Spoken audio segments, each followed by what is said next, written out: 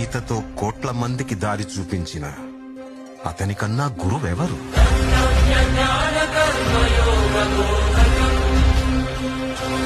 రక్షణ కోసం సముద్రం మధ్యలో ద్వారకా నగరాన్ని కట్టిన అతనికన్నా గొప్ప ఆర్కిటెక్ట్ ఎవరు?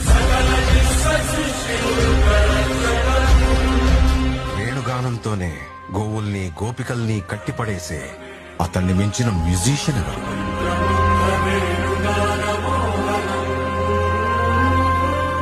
ధర్మం కోసం యుద్ధం చేయమని చెప్పిన అతన్ని మించిన వీరుడెవరు?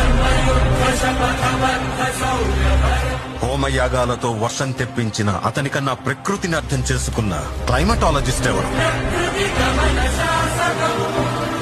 అన్కంట్రోలబుల్ ఆర్పిఎం తో తిరిగే సుదర్శన చక్రాన్ని కంట్రోల్ చేసే అతనికి మించిన కైనెటిక్ ఇంజనీర్ ఎవరు?